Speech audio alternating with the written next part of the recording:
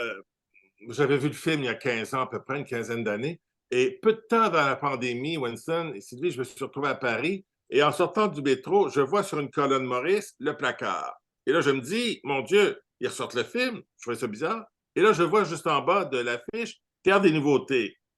Et là, je constate, je réalise que Weber a parti de son film et a adapté une pièce. Donc, le soir même, inutile de le dire, je suis au Théâtre des nouveautés. Et le lendemain, j'ai les droits d'auteur pour le Québec. Je Mm. devais faire cette pièce, en fait, en 2020, je crois. Ouais. Et finalement, je veux dire, bon, est arrivé ce qu'on sait, la pandémie, la COVID et tout. Donc là, évidemment, j'ai recalé, je recale toutes mes saisons. Donc là, ce qui fait qu'à l'été 2023, j'avais évidemment, je veux dire, toutes les cartes étaient sur la table pour que je puisse avoir ce grand rendez-vous avec une distribution flamboyante. Raymond était disponible, tout le monde était disponible. Tous les comédiens que je désirais avoir étaient disponibles. Le metteur en scène aussi que je voulais était disponible. Donc, j'ai dit, ben, 2023, c'est notre année. Donc, 3 ans plus tard, la table est mise et puis on présente le placard. Raymond, peux-tu nous raconter un peu de quoi ça parle, cette pièce, Le Placard? À chaque fois qu'on a cette question-là, parce que là, j'ai fait le tour pas mal partout pour tous les Jean-Bernard de tous Les via. les radios, TV et tout. Alors, j'hésite tout le temps. Je ne sais pas trop quoi dire exactement pour pas voler le punch ou voler l'histoire ou tout ça. En tout cas, c'est l'histoire. Bon, c'est l'histoire d'un gars qui est renvoyé d'une compagnie de condoms, en fait. Et c'est François un Pinault. pauvre gars. C'est un gars simple, très, très sympathique, mais pas rapide, tu sais, pas. Et puis, il apprend qu'il est mis à la porte. Alors, il s'en va chez lui pour se suicider. Et moi, je suis son voisin qui vient d'arriver. Et je le vois vouloir sauter par le balcon. Et je lui crie de ne pas le faire. Et je lui sauve la vie dans un sens. Et je lui propose une solution, un subterfuge pour retrouver son emploi à la compagnie de condoms. Et le truc, c'est qu'il se prétendent homosexuels et par un subterfuge que j'invente, et là, je ne vous le dis pas, venez voir la pièce, il va retrouver son emploi à cause de ça. Et là, il va se produire toute une série de quiproquos et de scènes plus désopilantes les unes que les autres entre les machos xénophobes de la compagnie et ce jeune homme déclaré maintenant homosexuel. Voilà, Jean-Bernard, en gros. Jean-Bernard, parle-nous de la distribution. Ah, écoute, j'ai une distribution en béton armé, si je peux dire. T'es gâté, là. C'est une distribution éblouissante, flamboyante. Je pense qu'elle a tous les attributs. Vous savez, des fois en théâtre, là, il y a de la magie qui se produit. Puis je pense que Raymond, tu vas être d'accord avec moi, cette année, là, on a une magie. Ben écoute, à chaque fois que Raymond est dans mes shows, c'est toujours la magie. Quand vous avez Raymond Bouchard dans votre distribution, vous pouvez impossible d'avoir de la merde. Là. Parce que Raymond est un leader positif, mais au-delà de ça, c'est un catalyseur. Donc, dès qu'il va voir quelque chose apparaître, il va se mettre à travers, puis ça va être réglé en 30 secondes. Et c'est ça, Raymond Bouchard, pour moi. Donc, Raymond est dans la distribution. Il joue, évidemment, M. Garneau. Il y a également Sébastien Dodge, avec qui j'ai le bonheur de travailler, que j'avais repéré au conservatoire il y a 20 ans et qui fait un François Pignon absolument éblouissant. Moi, je ne le connaissais pas. C'est une révélation pour moi. Il est tellement bon. Il est super. C'est un comédien canon. Hugo Giroux, évidemment, que les gens ont connu beaucoup à travers District 31 et la série Dans ses comptes. Il y a également Marc-André Poliquin, Myriam Poirier, qui est une muse pour moi, que j'engage, je pense, c'est la 10e collaboration ensemble. Il y a également Élodie Béjeune, finissante du conservatoire, que j'avais connue quand j'avais monté Brel il y a 4 ans au TNM. Et Amsterdam, Jacques-Brel remonte sur scène. Elle était de la distribution. Elle vient tout juste de finir le conservatoire, puis elle est déjà sur 2 séries télévisées, puis elle joue au théâtre tous les soirs. Alors, Elle est extraordinaire. Et il y a également Marc-André Poliquin, Sébastien Dodge, Hugo Giroux, Raymond Girard, Raymond Bouchard et Jean-Bernard Hébert. Bon. ben oui, Jean oui. qui s'est gardé un rôle. Pas un petit rôle non plus, là. Et Écoute, la mise en scène, oui. Alain Zouvi pas qui a en fait parler. et l'adaptation et la direction d'acteur. Et on a eu vraiment beaucoup de bonheur. Oui, c'était formidable. C'est une belle équipe, vraiment. Très content. Avec, Myriam a fait ma fille à l'époque en rue de l'Espérance à TVA. C'est ouais, vrai. Déjà quelques années. On a joué chez Jean-Bernard là, il y a 2 ans. Là, il les représente il y a Représailles. 2 ans. Hein? Oui, il y a 4 ans, représailles, avant la pandémie. C'était notre dernier show, Raymond, avant la pandémie. On l'avait créé à Kings et Falls et 2 ans plus tard, on l'a repris à Rougemont. C'était 2019, je crois. L'année suivante, on ne pouvait plus jouer, c'était la pandémie. Parce qu'on était fermé comme presque 2 ans, 2020-2021. Je dois avouer que c'est toujours un plaisir pour jouer chez Jean-Bernard et avec Jean-Bernard. J'ai fait plusieurs tournées avec lui, on a fait plusieurs spectacles. Et c'est un gars qui sait c'est quoi un comédien, qu'on est super bien traité et très respecté. Et j'admire beaucoup son audace, tu sais, parce qu'il lâche pas, puis il produit. Des fois, c'est pas évident, hein, dans le monde d'aujourd'hui. Il y a une certaine baisse au théâtre quand même comparé à il y a quelques années. Alors, On n'est plus qu'une douzaine à peu près, Winston, hein, à faire du théâtre l'été, là, de façon privée. Là. On est à peu près une dizaine. Tu sais, je ne mets pas là-dedans juste pour rire. Je ne mets pas certains théâtres comme.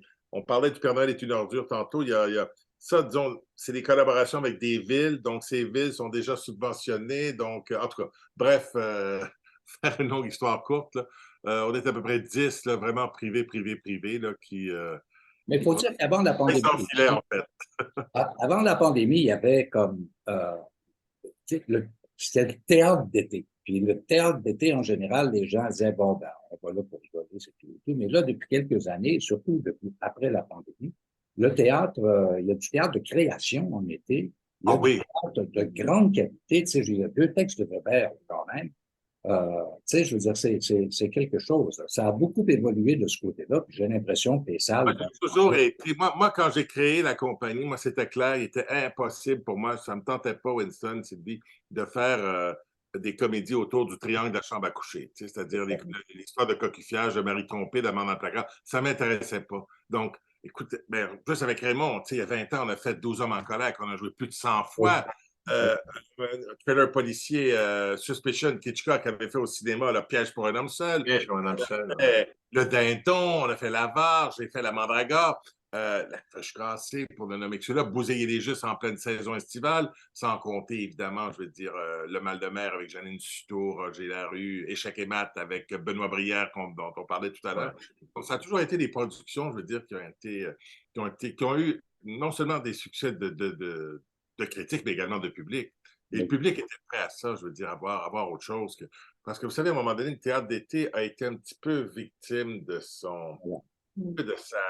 C'est que tout le monde présentait à peu près le même genre de pièces. Et c'était là le piège, je crois, à un moment donné, c'est pour ça qu'il y a eu comme un clivage qui s'est fait.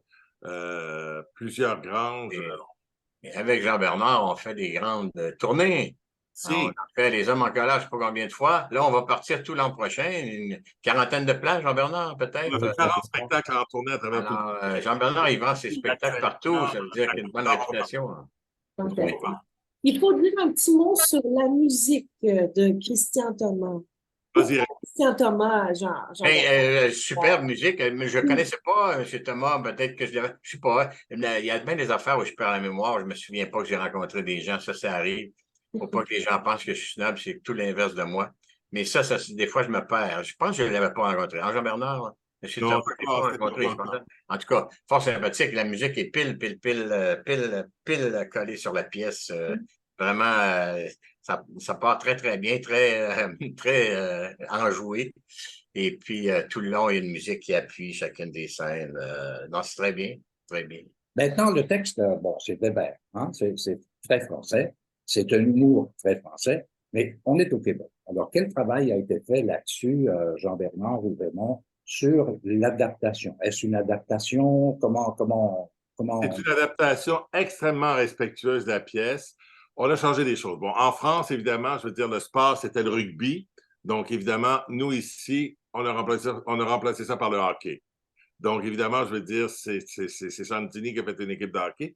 Mais tout le reste, c'est pareil comme le restaurant gastronomique. Bon, ici, évidemment, à Montréal, c'est le toqué. Donc, tout a été... Les équivalences sont parfaites. Et très bien. Très bonne adaptation québécoise. On parle comme nous ici, et puis les blagues passent bien. C'est vraiment... c'est une superbe adaptation d'Alain. Très bien. Puis Alain a fait une bonne direction de mise en scène. C'est un acteur. Hein? J'ai toujours dit que... C'est ça. Je ne veux pas parler contre les metteurs en scène qui ne sont pas acteurs, mais un metteur en scène qui était acteur, il sait comment diriger, il sait les choses. Il les sent comme s'il avait à les faire lui-même. Puis c'est vraiment... C'est très bien Il est très habile, il est très, puis il Ouais. a un côté Ouais. humaniste, pragmatique aussi, une Ouais. très grande humanité dans ses rapports. Facile de travailler avec, Alain. Ouais. C'est pas caractériel, là. Il lance pas de chaise. Puis... Non, non, non, non. Attention, ça, on n'acceptera plus ça, là, c'est fini. On a déjà Ça a donné. toujours été, dans mon cas, ça a toujours été fini. Mais Mais Alain Zouvi est confortable dans ses chaussures. Là. Tu sais, je veux dire, Oui, oui, c'est le type de théâtre qu'il aime. Oui. Tu sais, bon, jouer évidemment, mais aussi mettre en scène. Il est devenu un metteur en scène incontournable.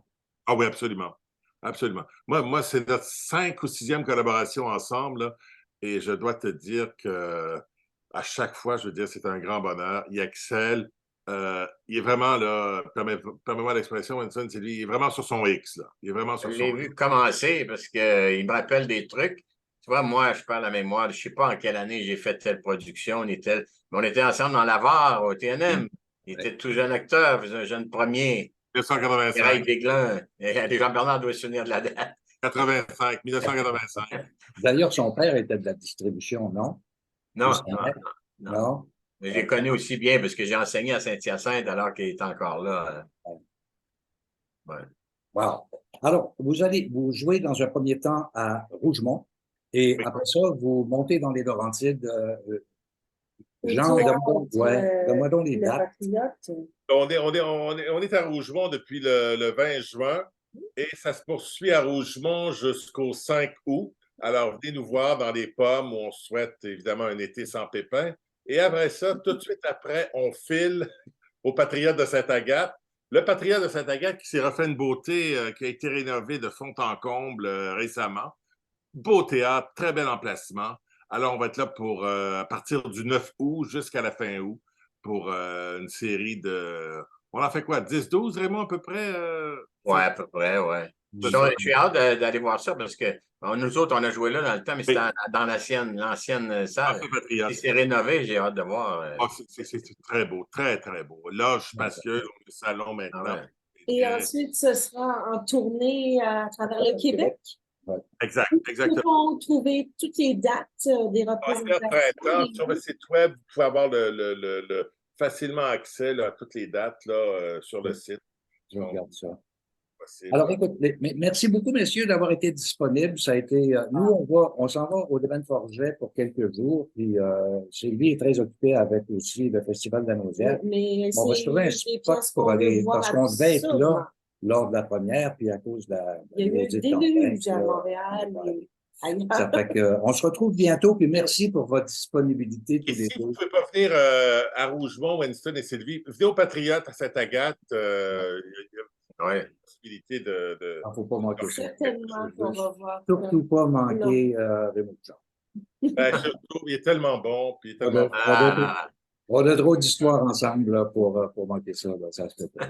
Merci à tous les deux. Okay. Bon été. Hey, merci à vous. Bonjour, merci. Allez, bonne continuité. Allez.